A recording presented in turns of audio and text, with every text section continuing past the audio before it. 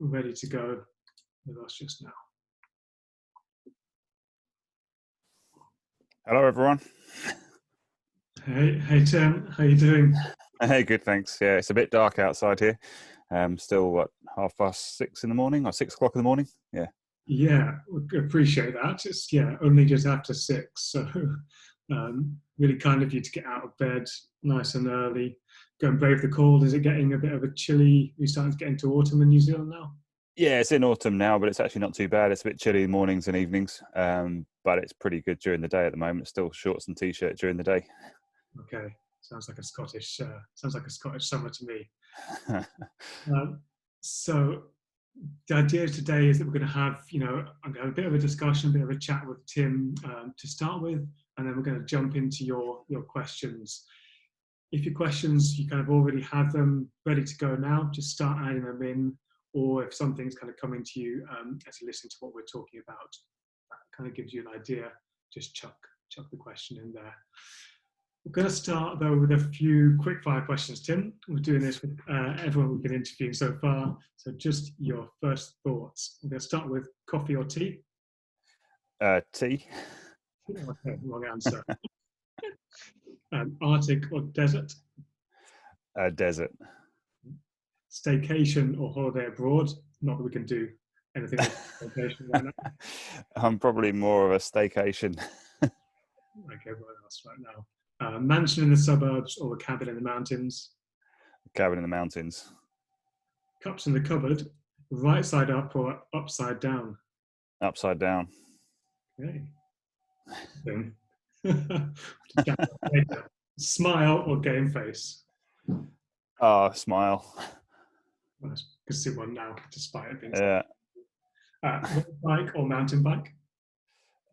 Probably road bike at the moment. Working alone or as part of a team? Team.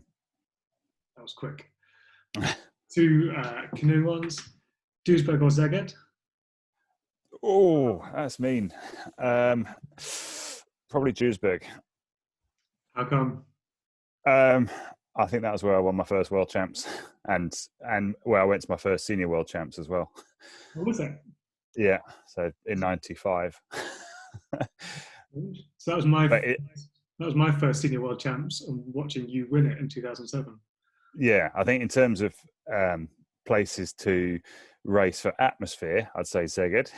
Mm-hmm. But in terms of places for generally fairest conditions and some other awesome memories, Duisburg. That's a tough call between the two of those. Yeah. If I had to name my top two, there would be the two courses anyway. Yeah, likewise. That's what I thought I'd check, and that.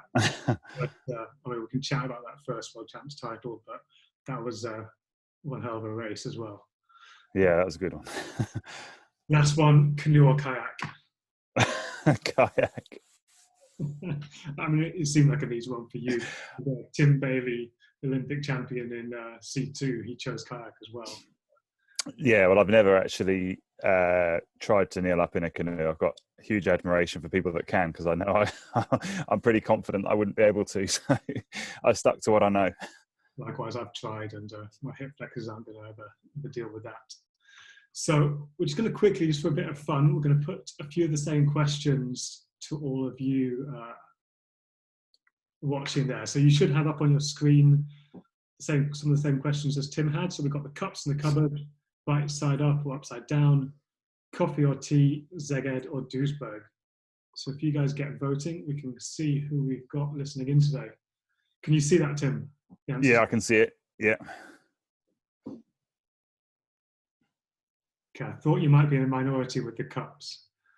I'm not sure it's normal, yeah. What's your thinking on upside down? Because that came to you quickly. I don't know, I guess. I think it probably comes from South Africa where you get bugs in things. Okay, that's quite good. If you don't want a spider in your cup. Yeah. Okay, we've got more tea drinkers. Feels like a very British crowd then, I guess.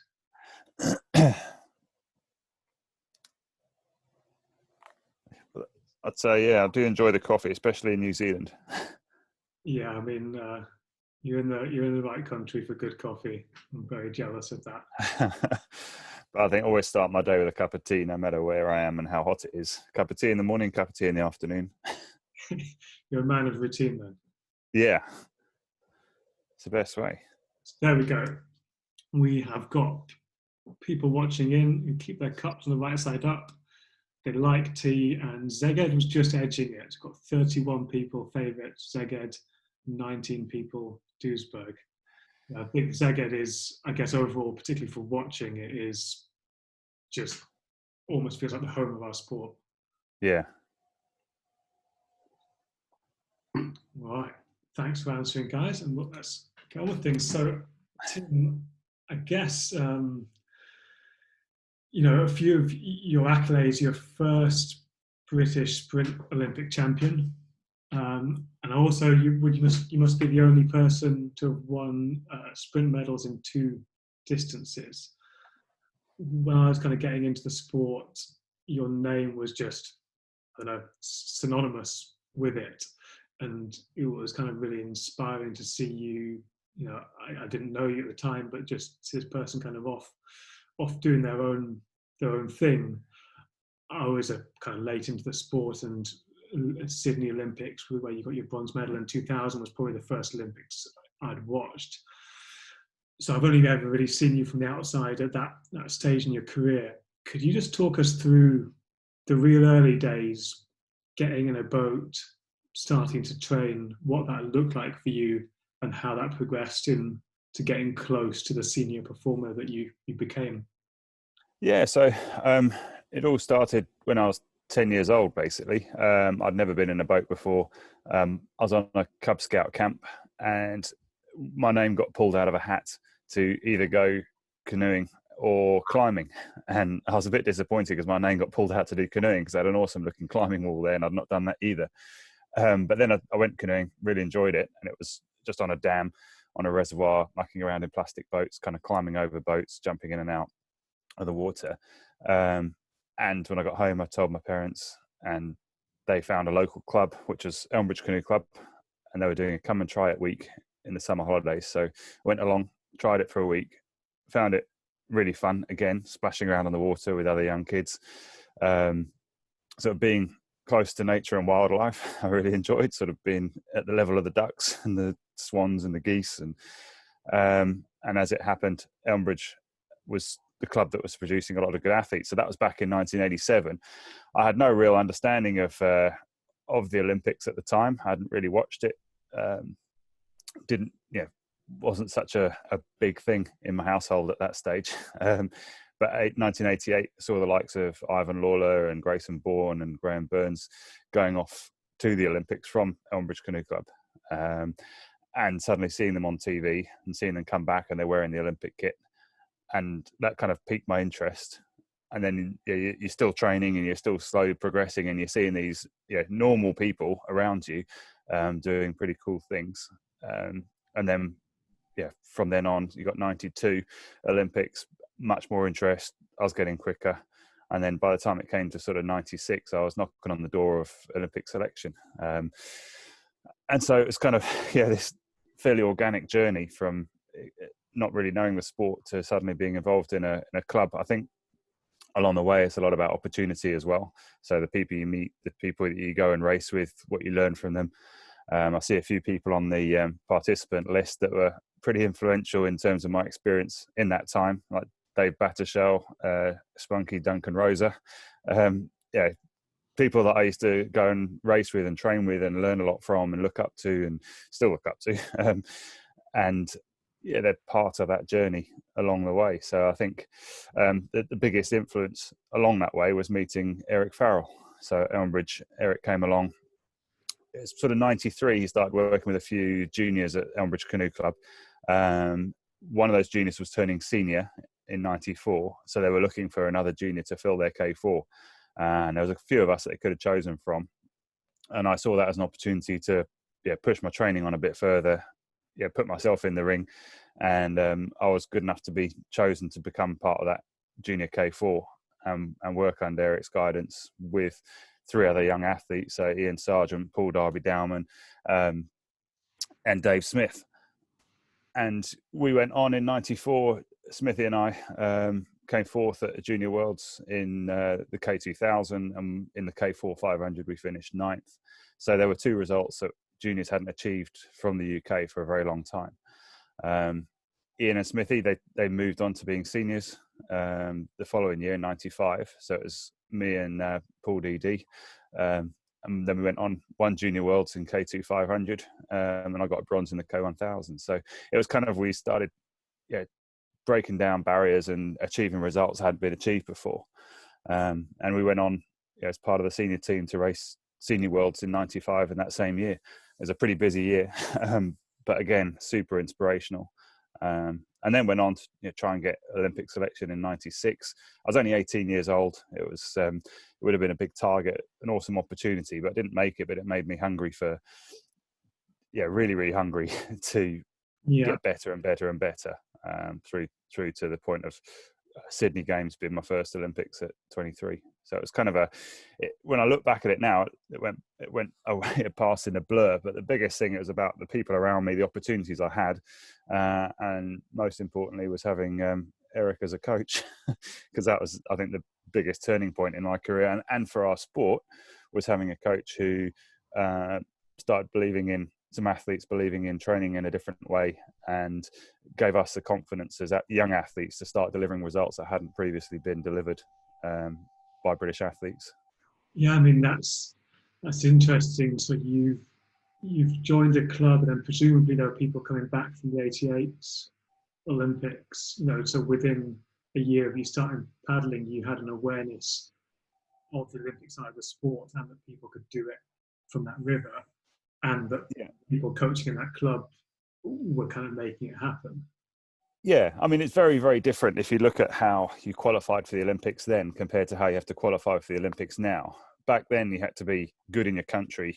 You get nominated to the British Olympic Association, they accept your nomination. And so we could send pretty big teams, and you had to be sort of the best in your country. It was only around '96 where you started to have some more global qualification, which was a bit tougher, but still relatively open. So from '96 onwards, it was a much tougher process getting to the games. Through to for Sydney, you had to be, I think it was top 9 or top 8 in the final at the Worlds the year before. So I finished 5th in '99 Worlds and K1000. So it was kind of, but it was tough. I think K2 was, you had to come top 6. There were second round qualifications as well, and we did have more Olympic places in those days. But it certainly got tougher and tougher to just even qualify for the Olympics at the moment, especially from European nations. As top 5 world champs for the K1 events, it's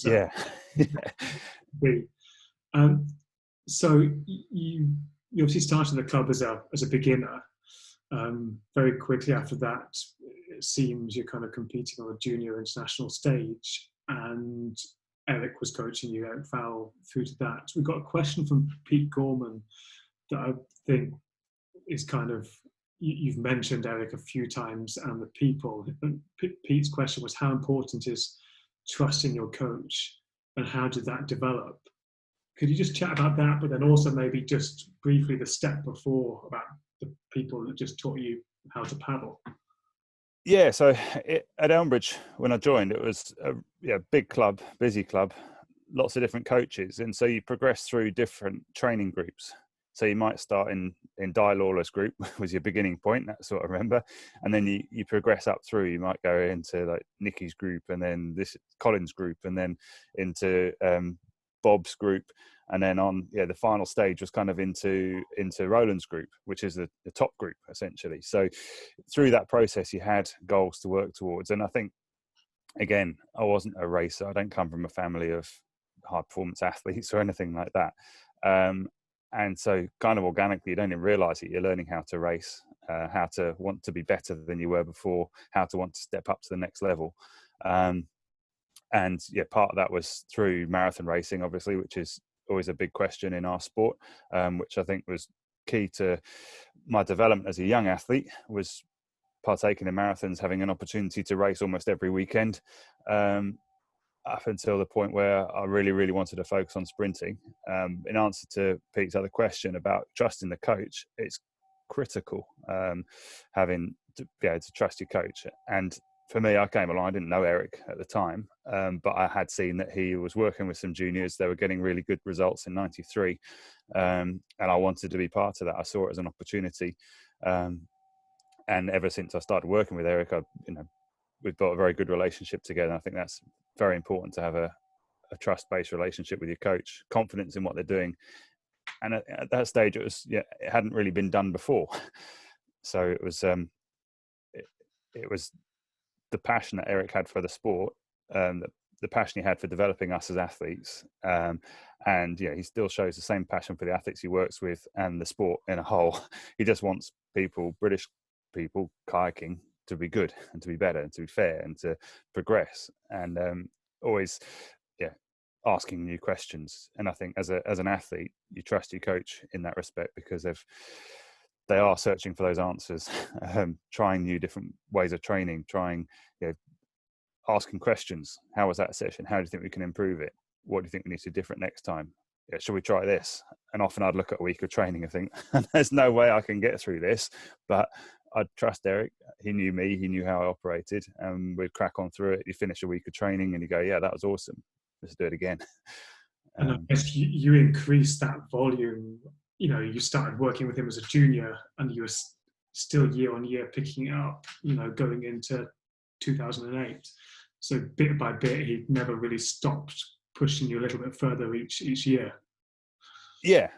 I think, and that was it. It was a kind of built confidence in myself as well. I said, I didn't come from a competitive nature background. And I think just slowly through the sport, I developed that nature, developed a desire to win, I developed a feel for, I wanted to be better, and I wanted to do things that hadn't been done before.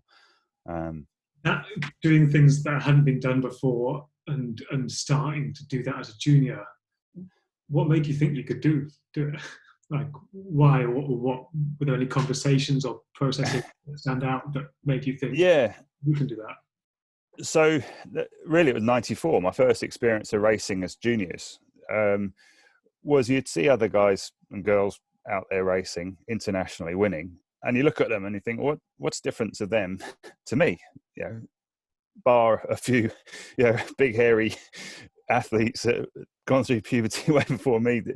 I think I just looked around and it's like, why are they better than what I am at the moment? There's nothing different. They're no taller, bigger, stronger, whatever. So there must be a reason why I can get there as well. So it was kind of seeing there's no barriers to being a better athlete other than the way I trained, and the way that we did things, and then looking at how things were done all the time before and thinking, well, that hasn't achieved the results that I'm looking to achieve. Here's a way that we can do things better. We can train a bit more specifically. We can train a bit more individually. We can have some, looking, rather than always doing this session on Tuesday, year in, year out, let's see what we need to do to get faster. And having a coach who kind of asked the same questions and gave us those answers. And it worked side by side. You're asking the questions, you're getting some answers, you're trying some training, you're seeing some improvements. That gives you confidence that what you're doing is right. And it just keeps following around that loop.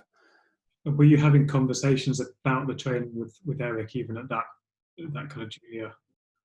I think I was still learning at that stage, so I probably had far less questions. And I think all the way through my career, I actually didn't have a lot of questions because Eric explained things. I had a lot of faith in what he was doing, and the results were showing themselves. And so I never really had a lot of questions because they were all kind of answered before I had a chance to ask them. And I like to keep things fairly simple. The general philosophy was train hard, apply yourself well, focus on what you're doing, respect other people around you, appreciate the team that's working with you and around you at the time. I say the experiences I've had have turned me into the athlete I am today. Even though I raced K1, it's still the people around me who I went on training camps to Florida with, and went to world championships with, raced in crew boats with, raced domestically with. All those sort of people had big influences on how I ended up being later on in life as a high performing athlete. Yeah, and I'm not putting words in your mouth, but I'd imagine the rest of your life has been pretty busy as well, qualifying as a doctor. I've certainly had a big crossover between lessons and people that brought me up in kayaking to everything else in life.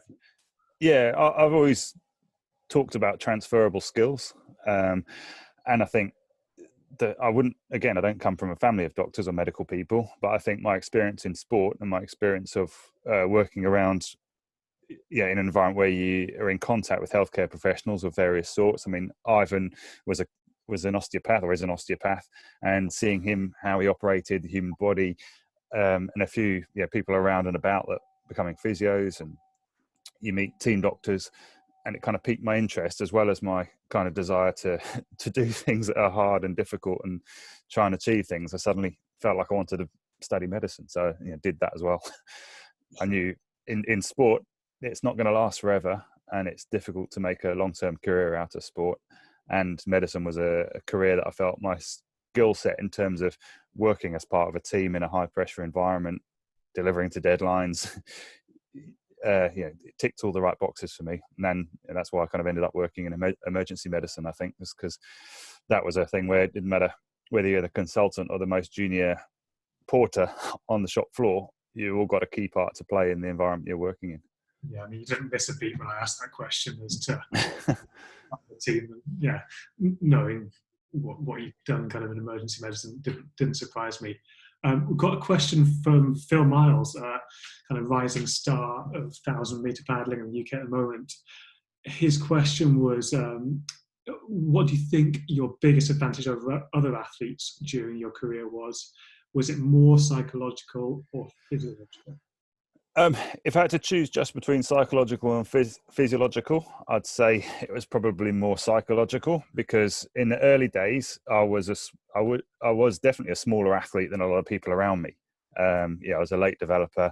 I didn't get and probably was never as strong as a lot of athletes around me. Then as I got bigger and taller, I probably had a bit of a physiological advantage that worked for me in terms of long arms. People used to joke that I've got one lung and it's in sideways. But I wouldn't say I wasn't a physiological freak by any kind of measurable parametrics. So I think it's a lot more about psychology. If you look at all the different Olympic champions, Olympic medal winners, yourself included, we're all different shapes and sizes. We've all got all different sorts of physiology. They're all about the same, but it's what's upstairs that's probably most important out of anything else. How you apply yourself to the sport and to the training and to the competition, and generally your general day-to-day way you conduct yourself, I think is key. Having that belief, having that willingness to push yourself hard in sessions, to hurt in training, to learn from failure, to appreciate success, to every opportunity. Yeah, and I saw you take every opportunity. I guess it's this concept that you get to a certain point with your physiological strengths, and then you suddenly start meeting people that have them as well. Yeah, find a way of breaking through. Yeah, and it's not, it's no rocket science to it. It's just about training harder or training more effectively, learning from the training you're doing, what works, what doesn't work.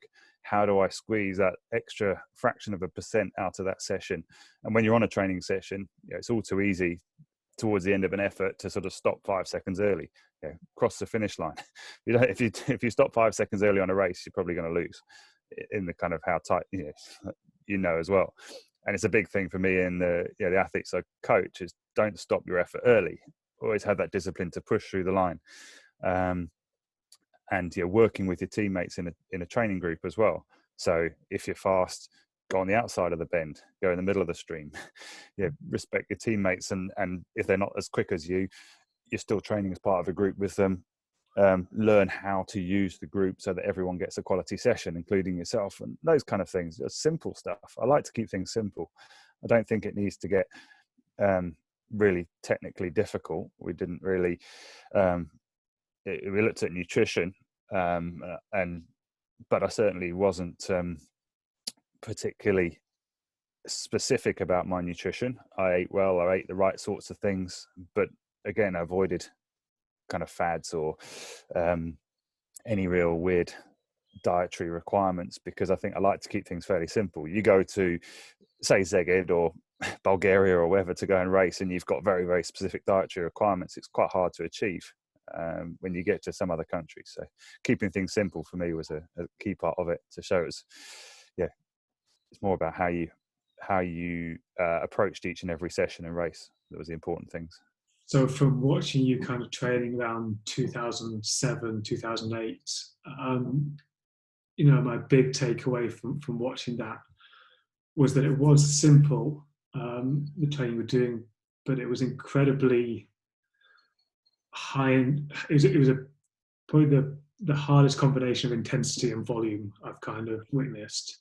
And for me, that's where the mental strength that I've seen that I've seen of you, Tim, and to answer Phil's question from the outside, was just doing that every single session. And it's this notion that it's not one session, not one good session that gets you anywhere. It's months and months of sessions all delivered to that standard. Yeah, I think it takes a while to get to that point. If I look back at the sort of training I was doing when I was 18 as a junior, we used to think at that time, we thought that was a real hard week. And then you looked at it compared to what I was doing maybe 5-10 years later, it was a drop in the ocean. It might be the equivalent volume of a couple of days of other training. So you build up to it, and that's the key. You couldn't just drop into the volume of training I did. But if, the guys that used to race from the rest of the world who are at the same level as me, you talk to them, we all got different sorts of sessions, but we all trained flipping hard. We all had the same kind of mentality towards training and being willing to push and push and push. Training is harder than racing, in my view. Racing's more psychologically difficult, but training, and you reproduce that kind of psychological stimulus in training regularly, because I used to dread certain sessions that you're accountable for the outcome, like a race. You know that it's measured, you know that you're going to get a stopwatch time at the end of it, or a split times during it, and at the end of it whether you've had a good or a bad session. That's kind of going through the same psychological roller coaster as lining up on the start line of a race. And you've got to be able to practice that frequently in training, so that it's not an unfamiliar environment when you come to racing. The butterflies, the nerves, the preparation and build up and reflection afterwards. So training is harder than racing. That's a really important and kind of interesting point, particularly the nerves kind of around it. You mentioned kind of your training as a junior and how that paled in comparison in terms of the amount and the intensity to that you were doing as in your top senior years. We've got a question from Tim Scott from Norwich that kind of matches perfectly to this. His question was, do you think that the training you did as under 18 with Eric is relevant to juniors training today? He's seen the training program that you did, that Eric's kind of forward to him. You say it looks very intensive, 2 sessions a day and lots of longer sessions. So, do you think it's relevant today, that training? Yeah, it's a philosophy of training. It's a way of training. It's not unachievable. We used to train in the morning, cycle to school, do school all day. I'd cycle home, and it was a 6-mile ride to school. Cycle home, have some toast, then cycle back to the club, train again. So I was getting kind of secret training essentially done then as well, with my extra cycling that I was doing in between times. And it was pretty intense, but again, that was the last year as a junior, just before we won Junior Worlds. If you're going to win Junior Worlds, you're going to be pretty good at training. It wasn't something you just jumped into, you built No. up. And I guess it also had an eye in knowing where you'd need to go to become a senior champion as well. So it needed to be a progression on the way. Yeah, you can take steps up as you slowly get better and better. You find you're able to cope with more and more volume. You learn how to recover more. I might cycle home from school, have 4 slices of toast, and then go training. And that was kind of my fuel for that session. And then back home and have some dinner. And you work out the strategies that are going to work for you. What am I going to eat? I used to, even at school, I'd have my packed lunch, which I'd normally have finished way before lunch, but often do the the line monitor kind of thing for the people lining up to go into the school dinners. And if you did that, then you got to go in afterwards and have another meal. So I'd often do that and have a free school lunch as well. So it was about just getting the calories in at that young stage. You were already thinking about that. That's the interesting thing to me, is just to hear of that you distinctly remember thinking about these things you needed to do to get through the training. Yeah, again, it comes from sort of Eric, asking the questions. Us, what do you think? How are you doing this? Asking those kind of questions that really simple things that everyone should be doing. And I think you're recognizing when you're getting tired and you need a bit of a break, or through periods of exams at school, I would definitely take a step back from training during exam periods. But I'd still train because it was key. It was actually a good stress relief. And I think, again, talking about transferable skills, in learning, training session is a relatively short, concentrated block of effort.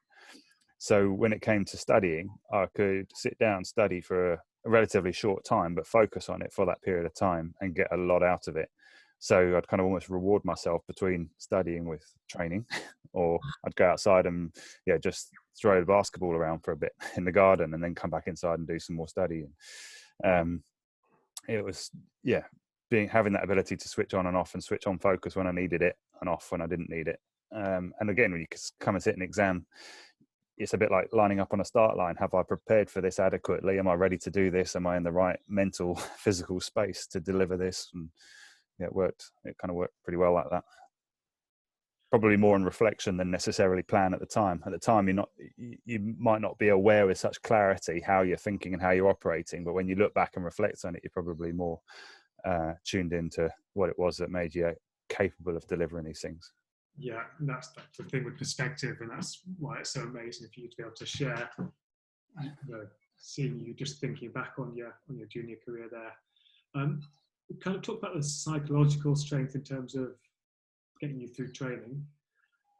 One of the other kind of times that obviously comes into play is within the race itself. You mentioned just then sitting on the start line, feeling prepared and ready.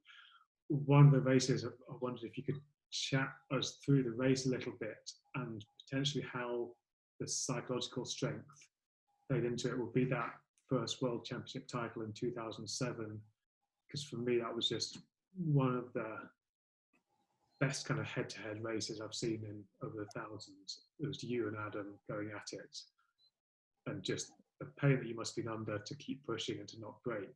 It was pretty intense to look at from the outside. Yeah, but again, it was the sort of thing I'd done in training 100 times, 150 times that year already, was running down 1,000 meters at that kind of pacing.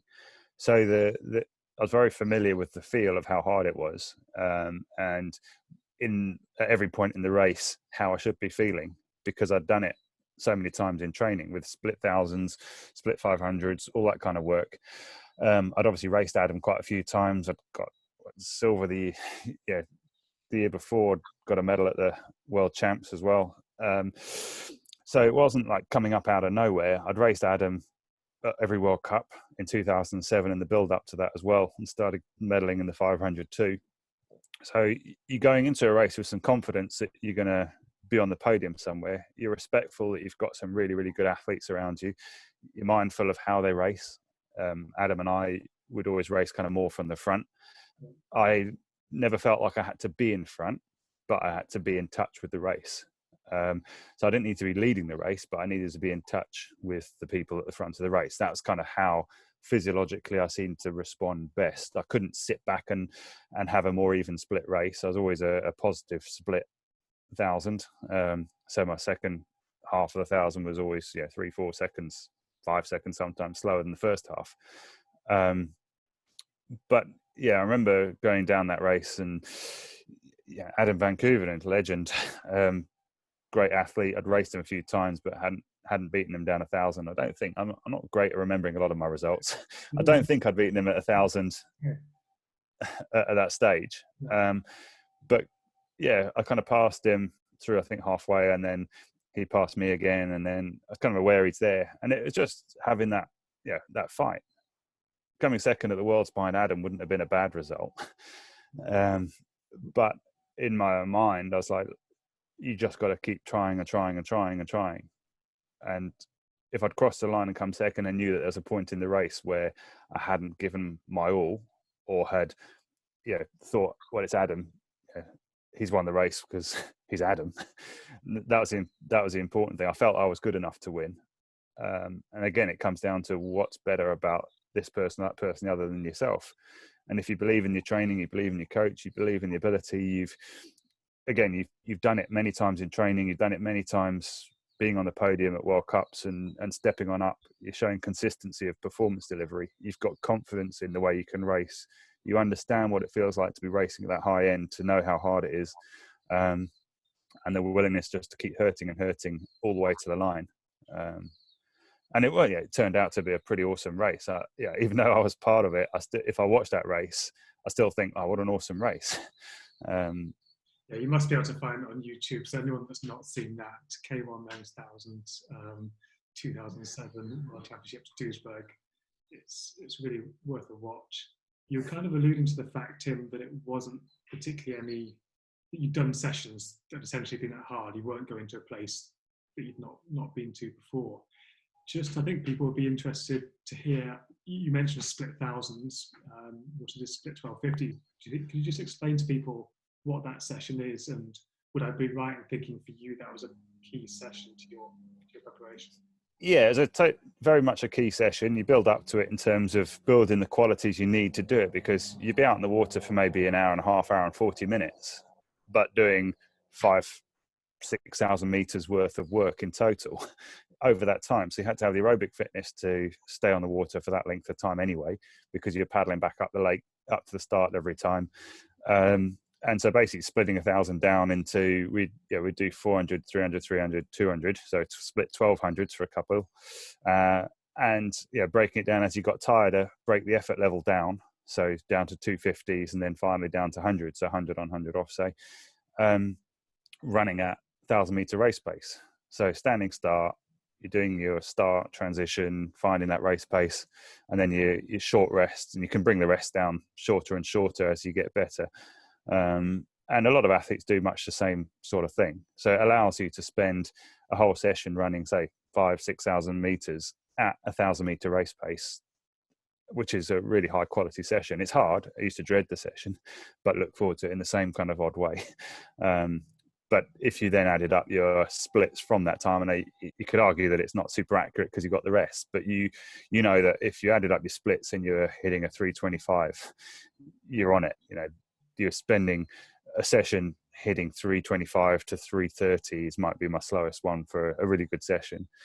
And so you're capable of running at that pace. And then you know that when you start to recover and you pull back from training, you start to peak, putting all those pieces together, you should be able to deliver that kind of performance. So it's not an unfamiliar performance. You're not unfamiliar with running the boat at that pace. You're not unfamiliar with how hard it is on the heart and lungs and muscles and legs, because you've done it so many times before. And you're doing those sessions under fatigue. I guess there's always the knowledge that come race day, you're going to have the freshness coming in, which is where you have the confidence to put it all together.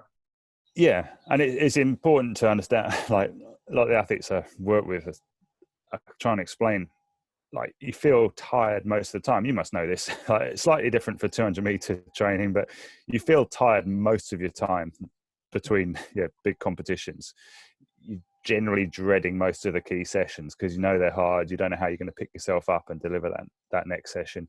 But you do. You find you just find a way of doing it, and you learn what you can cope with, and you gain confidence from learning that you can cope with more and more volume and intensity. And the key is the way I did it doesn't mean it's the only way to do it, because Adam Van Kooven did it differently. Eric Larson did it differently. Kenny Wallace does it differently. Anders Gustafsson does it differently. All the athletes around the world do it slightly differently in slightly different ways. But if you broke it down into the key qualities of what they were doing, it's the same. It's pushing your race pace endurance, pushing your speed endurance, pushing your VO2 max, pushing your aerobic capacity. Whether you do 10 fours or 6 10s, does it really matter? Not really. But the way you do them is the key thing. Sounds great. We've got a question from one of the Scottish juniors, Max Selecki, also 1,000 meter paddler. His question was, what kind of mental challenges were you faced with along your journey to being an Olympic medalist. So I guess we've talked about just sort of the general psychological strength and challenges for training. Was there kind of extra along the way, and what were the toughest points for you throughout the journey? That's a good question. I said, you definitely do sometimes doubt yourself. I wouldn't ever describe myself as an overconfident sort of person. I wasn't. If I looked around at some of the other athletes, in preparing for a race, you'd see some of them bouncing around, playing air guitar, really amped up and hyped up. And I wasn't that kind of athlete. And if I tried to be that, that wouldn't have been me. I was more kind of quietly contemplating what I was going to do, what I'd done before, how I was going to deliver it. And so I'd say from a mental challenge point of view, first of all, it was doing things that hadn't been done before. So achieving results internationally that hadn't been achieved by British athletes before, overcoming kind of some of the, externally within the sport, people that might have doubted the way we were doing things and questioning why we're focusing on sprinting, why we're doing this, what we're doing. And people still question those things, weirdly, even though we've delivered the results and showing the reasons why focusing makes a difference. So, mentally, some of those challenges, I say, would more come around self-doubt. Wondering, was I good enough to do such and such? But then kind of stubbornly going, no, I am good enough to do this. And why shouldn't I be good enough to do this? Why is it different? Why is so-and-so better than me? And so I think that's kind of the biggest challenge, was building that kind of quiet confidence slowly over time. And so I was never a kind of extrovert, confident sort of person. I don't like medal ceremonies and things like that. I love the racing, but I didn't particularly enjoy the side of things where you're kind of standing up in front of people as a result of what you'd achieved. I'd like to just kind of, here's your medal at the side of the bank, cheers, off you go. But the other thing is, it's really important to acknowledge that, especially in an individual event, that it's not just you that's got there. I wish I could have taken Eric on the podium with me to share in that. I wish I could have taken people along the way who had been a massive influence in my career along the way. So I guess it says a lot. You've got people who are part of that on the call today, and that really is something about paddling, that the thing you got into by accident, by not doing climbing as a Cub Scout, kind of leaves you with friends and experiences that are, however many years later, they're still with you. Definitely, sport, you meet so many people. I mean, I saw Hereñas on the call as well from Slovenia. A guy used to race in a K1000, awesome guy, doing great things in the sport now. If anyone, I'll plug his website, Training in Paradise. He's got some awesome stuff there on technique and coaching, and people like that you meet along the way that have big influences in your career. Dave Battershell, I say he's out there, Batty. Brilliant experiences as a young athlete, meeting guys like that. Their passion for the sport, for the enjoyment of it as well as anything else. I mean, that's the key. Is I enjoyed my training all the way through, even the hardest times, even through the disappointing times. You've got to find enjoyment in each and every session. Even right up until I was just training before going and winning in Beijing was the things that I fell in love with the sport for, being sort of close to nature and those sort of things, were still key to sessions. We might be out on the water in the middle of a really hard split session, and then Eric would notice some weird mandarin duck that he had not seen before and I hadn't seen. It's like, oh, look at that. And you'd stop and have a look and appreciate kind of the environment you're in. Through the wind. At a moment like that, doing a split 6-minute session with Liam on the lake at Rio a few days before the Olympics, and just thinking, well, this is just enjoyable just on its own. Just a quick follow-up question from Max. Did you ever lose motivation in training? And if so, how did you pick it back up?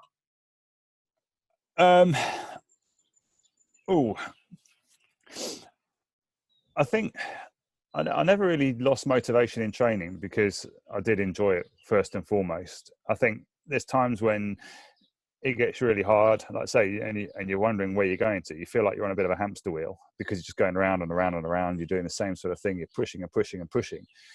And especially in this day and age, people want quick results. You want an answer to something, you just Google it and you've got an answer.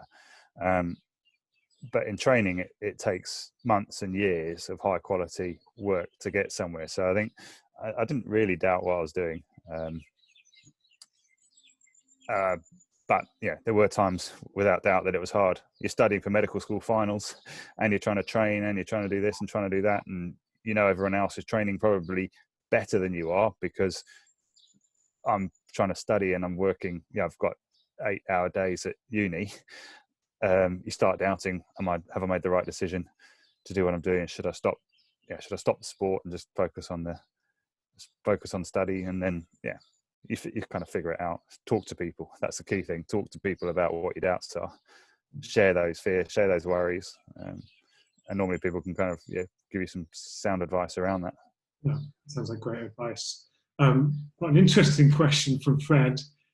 If marathon was an Olympic discipline, would you have raced that? Now, that's an easy answer, or did you generally prefer sprint anyway? Interesting. I mean, I raced marathon. When I was racing marathon, I raced it to a pretty high level. I think I was second at the World Champs in '98. That was the last time I raced a senior marathon. That was in K2 with Connor Holmes. In my mind, at the time it had been done. I haven't won marathon World Champs quite a few times. We're winning marathon medals a lot at that stage. And if it was Olympic discipline, I guess you'd kind of be thinking about it. But I was keen, I loved the sprinting side of it. I loved the heats, the semis, the finals. You've got an opportunity to learn from each race. You're head to head in lanes. You're not influenced very much by, unfortunate events. The only unfortunate events can happen is you could snap a paddle and fall in, really. If it's a crosswind, but in a marathon, there's so many opportunities for things to go wrong in other ways. But I don't know. At the time, I loved the marathons, and I still think it was great. But if it was about doing something that hadn't been done before, was my main one of the big motivators, going to the Olympics. So maybe if it was an Olympic sport then, in the environment we're in, maybe I would have done that. But I think I just preferred sprint because of the number of opportunities you had to race. Because you could, over a course of a World Cup, I might do 6 races if I was racing 1,000 and 500. Spread over several days. Maybe talk about that progression through rounds later, because in the 1,000, that's a massive part of the event itself, is getting yourself to the competition. Just a couple of other questions come in that are really interesting. We'll go with Kieran's first, which is, did the ability and belief in training differently to the paddlers around you contribute to your success? So was there something, did you feel like there were things that you were doing that were maybe a bit better and that gave you some confidence? I didn't really realise, other than in my small bubble at Elmbridge, that we were doing things that differently. Because you don't really see it. It's only when you then go to Nottingham and you race regattas in Nottingham, and then you find that the 4 athletes that are part of your training bubble every day at Elmbridge are winning everything. As juniors, we were challenging for winning senior spots all the time. So me and Paul DD were winning the K2000 quite often, or K2500 often at Nottingham regattas. So you weren't really aware that you're doing things differently. You just knew you were training well and you're doing things differently to the way the club training was, but you weren't really aware at that stage that things were different to how other clubs might have been doing things and other athletes were doing things. So you would say you're more confident because you're just, the training for its sake, you think, well, this is really hard. I'm racing everyone else in my club as hard as I can. You weren't actually thinking beyond that. You were just confident in what you were doing. I didn't really get too distracted what other people were doing. Even when you get to a high level, you might be away on training camps, and people on training camps love to look stuff up on the internet. And even though back in the day the internet wasn't really around when I was young, but certainly later on people would be looking and they say, oh look, so and so on their website, they've just posted they've done this time for the 1,000 or this time for so many 2Ks, and you might think, oh, that's really fast, that's really really cool. But then you can get distracted by that and thinking, oh, I can only do such and such. But I wasn't posting how quickly I might race split 1,000. It's kind of meaningless to other people, and you got to look at everything in context. Why, and not get distracted by what other people are doing. If you're confident in what you're doing and what you're doing is right, then you don't need to get distracted and worried about what other people are doing, because then that self-doubt creeps in. Do I need to change what I'm doing? Why should I change? And all these sort of other questions throw up. I like to keep things fairly simple. Do what I know I could do and do it really well. I guess these days it's much easier to see what people are doing around the world. So that must be, even more so than when I was training. Every year there's more videos and training information and stuff going on the internet. So I can imagine that pressure that you describe when people put their best ever of certain things on. There's more of that pressure to watch it. I'm hearing your message is really stick to what you've, to what you've decided to do, and do that as well as you can. Yeah, that's all you can do. You can't control what other people are doing. You can only control what you're doing. Question from Gaz. So podium slalom coach down in London. Thanks for tuning in, Gaz. His question is a tricky one. What do you think the sport will look like in 2028? Okay, so as a sport, if you look at it as an Olympic sport, we're very lucky to have sprint and slalom, two massive disciplines with very different kind of athletes and different training groups and things.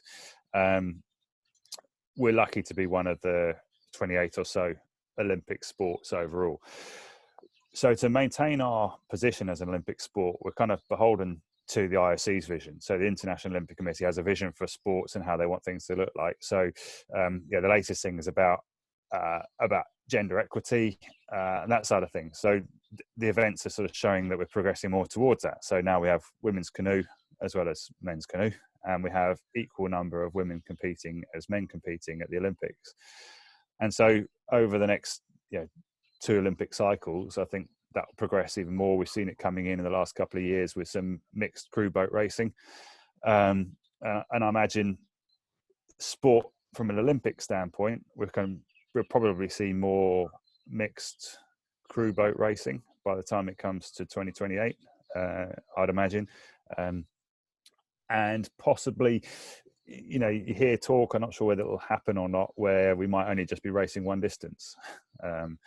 To simplify things, maybe we'll only be racing 500 meters or only be racing 1,000, and everyone will race one distance. But as a sport in general, I hope, one of our biggest strengths is the fact that we are an Olympic sport. It brings attention to the sport. It brings a different kind of magic, I think, to I think, and my point of view, racing at the Olympic Games is one of the most amazing and magical experiences you can possibly have. And I think you probably shared that experience too. And as a sport, I hope we remain an Olympic sport and we remain successful at the Games too. So by 2028, I think things will have changed a little bit, and slowly as they are, but for the better. You see, generally the sport's moving in, in a positive direction. Yeah. I think, and as a sport, if we always look back at how things were done in the past, and it was done this way when I was a kid, it was like this. That's not a really good progressive way of thinking, and it's not about just changing everything. So you're not throwing things out that have always worked, but it's acknowledging that it's okay to change stuff. We changed the way we trained, and we got better results out of it. And I'm 100% sure that if I carried on training the way I was before I started working with Eric, that I would never have achieved the results I've achieved. We wouldn't be sitting here having this conversation like we are now.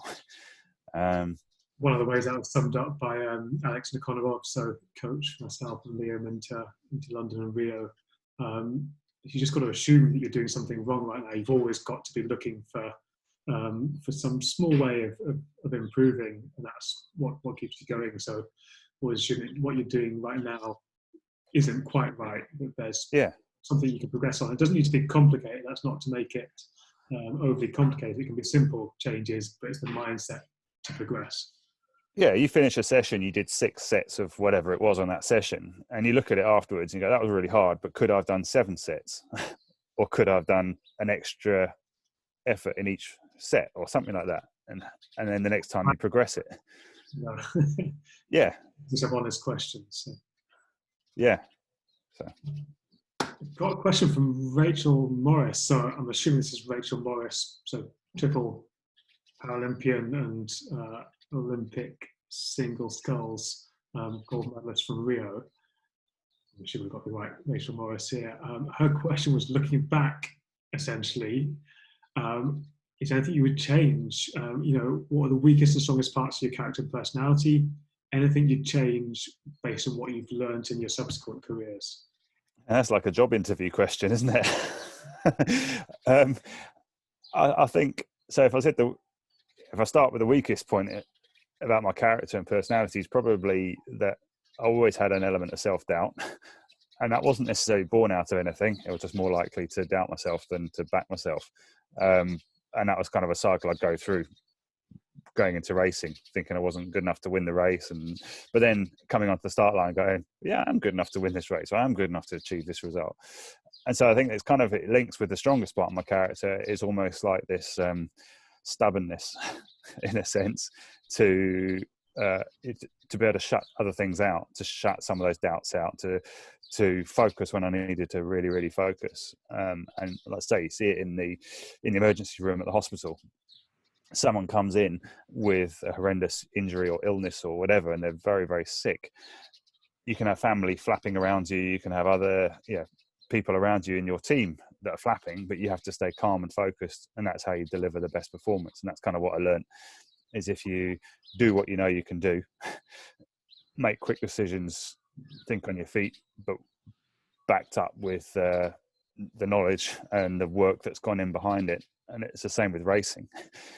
Yeah, you can adapt in 1,000 meters. You've got the opportunity to adapt your race slightly to what's going on around you, like that 2007 race. You're thinking on your feet and adapting through experience and knowledge from the way you've trained, what you're physically capable of delivering. So would I change anything now? It's hard to say, really. I mean, now I'm back in a role coaching. Perhaps if I'd never studied medicine, I might have won more medals internationally. But would I be the person I am today with the personality and the person I am and everything else, and met the people I've met and the experience I've had? No. So I don't think I really would change anything. I wish I never got older. I wish I could have carried on racing forever. I wish I could still go and race now. Watching you guys in Rio was the first Olympics in 5 Olympic Games I hadn't been part of. So even though I didn't go to Atlanta, I was still kind of part of that process of trying to qualify and those sorts of things. And it was hard, but I was working in intensive care in Chesterfield at the time. But watching you guys on TV from the staff room in the breaks whenever I could, and not being part of that was tough. But also you acknowledge that the sport moves on. There's other people that are picking up where you left off and going on to achieve better and better things. I mean, when Liam won Rio, my phone went and it was a journalist asking, how does it feel not to be Britain's most successful Olympic athlete anymore? I'm like, okay, I hadn't even thought of that as a thing. I was absolutely ecstatic that you guys are forging your own careers for yourselves and for our sport and winning medals, and who's counting? It's like awesome. We want to go on and win more and more and more, and that's what I hope Liam's going to do as well. And he's awesome athlete, great role model for our sport, like yourself, Johnny. We are normal people who've got great results through the same kind of philosophy, the same sort of thought processes and training approach. And so there's nothing really stopping other British athletes from achieving the same thing. Absolutely. And, I can appreciate it must have been pretty painful just seeing all the, all the stuff going on with Rio. And, I guess I'm looking forward to having the same experience around Tokyo. But the important thing is when we reflect is you are still part of the sport, regardless of whether you'll be working in it or not now. You're part of the fabric and the history of our sport, and the number of people that are turning out today and asking you questions is testament to that. You mentioned Liam. We've actually got a question coming from Liam. So hi there, Liam, if you're still on the line. Probably not. Probably not. He's probably something right now, we're trying to get her to bed. Question from Liam was, would you say the organic route in the sport, i.e. falling in love with the sport first, building ambition later, is the best and most beneficial approach into competing?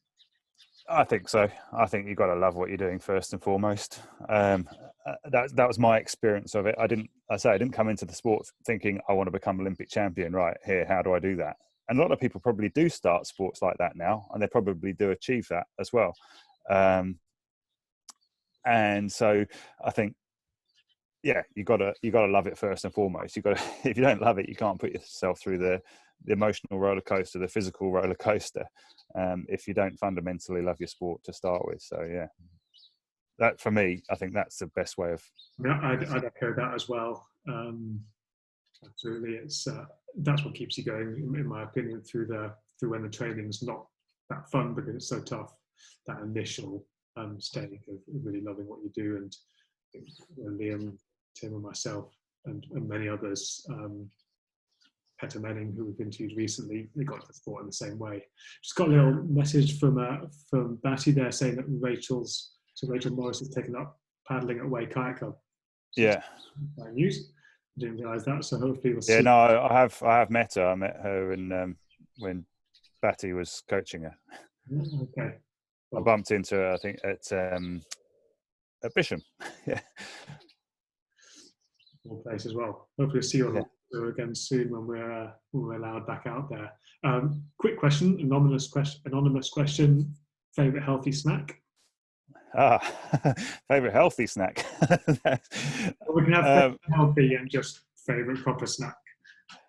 Yeah, so I think I love, jacket potatoes and those sorts of things. Yeah, kind of simple foods. So snack wise, probably it depends on how you view healthy, isn't it? Certain cereal bars and things are pretty good. I'd always have a banana in my kit bag for after training. So normally, straight after training, I'd be drinking a recovery drink and having a banana. So the kind of fruit is probably, if I say anything, fruit would probably be my most healthy favourite snack. And unhealthy snacks would be donuts. I always had a bit of a weak spot for donuts. On the way back from Dorney Lake, you stop at the supermarket on the way home and pick up a pack of donuts, and normally a pack of 5 donuts wouldn't last the journey home. Some days you probably felt like you'd earned it. I think so. Yeah, I think you got to. I maintained a good diet, but I was, willing to treat yourself sometimes when you really felt like you deserved it. Yeah. I think that's fine advice as well. That the balance in life is more important than a specific rule or a specific snack. Yeah, I think if you go through the whole time completely restricting yourself, it makes it tougher than it needs to be. We've got a question from Sam Bignell, which was for both of us. Over your whole kayaking career, how many medals and trophies did you get?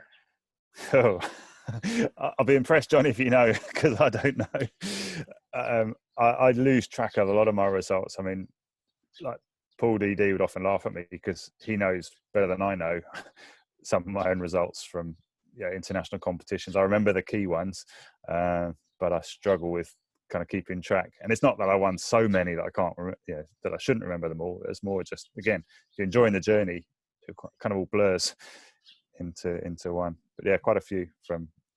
Yeah, I'd say there's quite a few there for you there, Tim. Yeah, I've no idea. I think actually it's quite funny you mentioned Paul Darby Down when he'd be on top of the stats. But for me, it would be Liam perhaps and Ed McKeever. They're the ones that knew all the stats, remembered all the races. I've got to admit, there's a couple of key ones I remember, but apart from that, it's all a bit of a blur. But going, back to that kind of trophy thing, I think it's actually a really key part of it. When you're a young athlete at the club, being recognised for achieving some results. So, you go and do a Div 9 marathon race, and you get a medal, or you get a mug, or you get a T-shirt or something for that. Recognition of achievement was really key, because it kind of made you proud to have done that. I remember being proud to wear that T-shirt that I won at the Way Marathon, or those kind of things. And it kind of slowly, I guess, is that talking about that organic route to success, is that the trophies you win, it doesn't matter whether it's an Olympic medal or whether it's a local club race, a local club time trial, having that acknowledgement for the work you've put in and seeing an outcome I think is a key, rather than the number of things you've achieved.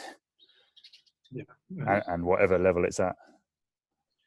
Yes, absolutely. Because it's kind of, you just go from one race to another, and the question that's come in most recently, again anonymously, kind of matches quite well with that, which is, how do you cope with pre-race nerves?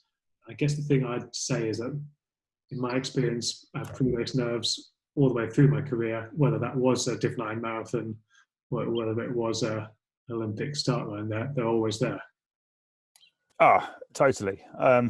Yeah, if you look at the most basic psychology of performance in sport, it's like that bell curve. So if you're under anxious, you underperform. If you're over anxious, you underperform. But if you're adequately anxious, then you do perform. And I definitely went through a kind of up and down of anxiousness.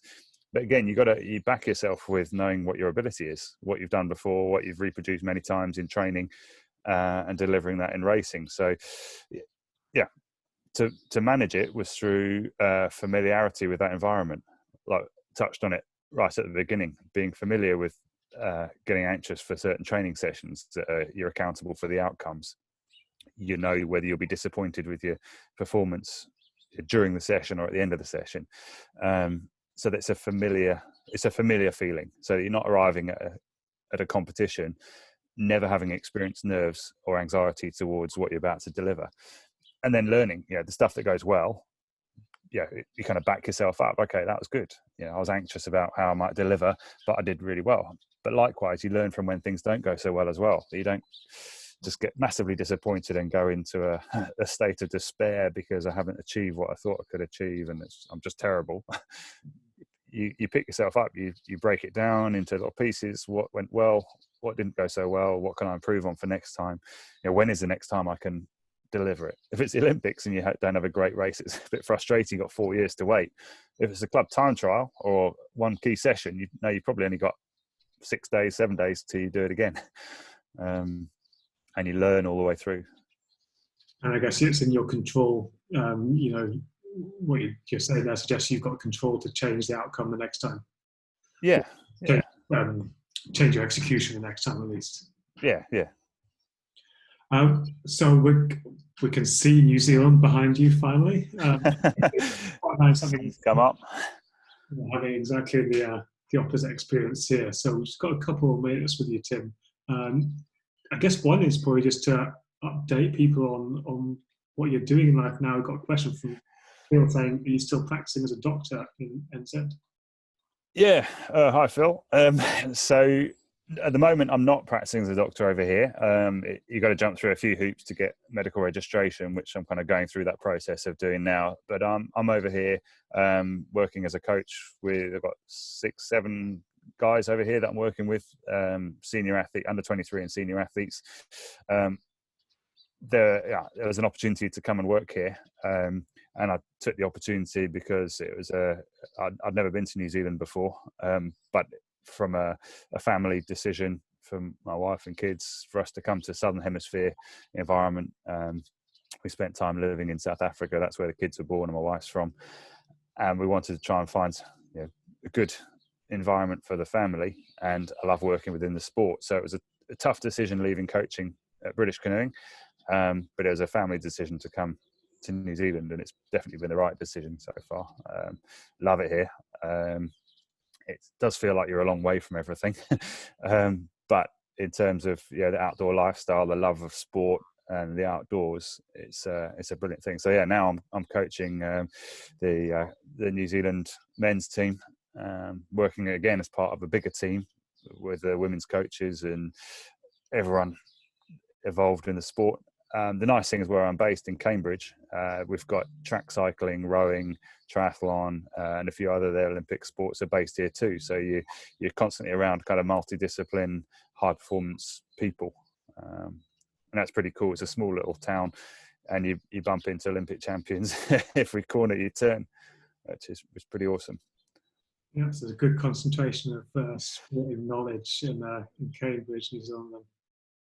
Yeah, and it's a pretty magical place to be, I must say. It's inspiring as well. But and again, to reassure people, Olympic champions are pretty normal people. Olympic medalists are pretty normal people. And yeah, if someone went back to me when I was 10, 11 years old and went, oh, in 13 years' time, you're going to become an Olympic medalist, I wouldn't have necessarily believed it.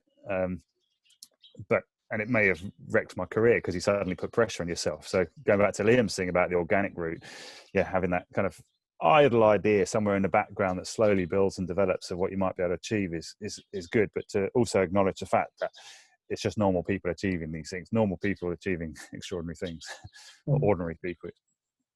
And you've kind of mentioned a few times it's doing that from a basis of just having fun. I think the last question that we've got is coming from Hannah Tuvey. So she's an athlete up in Scotland, young junior athlete, but she's paddling slalom and sprint and marathon racing at the moment. Just loving everything. Her question was, looking back at your junior years, what did you and your coaches get really right, and what would you change? So what we got really right was just asking those questions, asking how do we become better athletes? What do we need to do to become the best sprinters in the world? So, and then not being afraid to challenge the way we're doing things now, not being afraid to sort of step outside of the norm. So from within the club environment, to step away from the way we were doing things because we weren't getting the results we wanted the way we were doing things, and to kind of be brave enough to do things differently. And it doesn't mean that's the only way of doing it, but it was the way that made sense for us, and having confidence in what we were doing. So came back to the conversation we had before, trusting in your coach, trusting what you're doing, trusting in your teammates, enjoying the journey. And actually, I don't think I'd change anything about my junior years. I loved it. Again, you're training with a bunch of people that you'd never normally meet because we didn't go to the same schools, we don't have the same upbringing, the same backgrounds or anything, but the one commonality was our sport and the love of our sport and being outside and being on the water. So I think I don't think I'd change anything. And we definitely got it right, was asking the questions and changing the way we were doing things for the better. You just putting one foot in front of another, paddling hard and enjoying it. Yeah, it's pretty easy. It's pretty simple stuff. Look, Tim, that's amazing today. Thanks for spending so much time to kind of go through all that with us. Thank you for getting up so early to do it. Everyone on the call, I hope you got a lot from that. Certainly made me think about a few things. If you have any questions for Tim, is there any way they can get in touch with you? Anything we didn't get to answer today? Yeah, feel free to make contact. Either you can ask me on a Twitter question, or my email's on my website. So tim@timbrabants.com. So it's pretty straightforward. Yeah, just drop me a line. This is our sport. We love it. There's no secrets about that we don't want to share with each other as a relatively small sporting community. So feel free to ask, and I'll do my best to get back to you as soon as I can.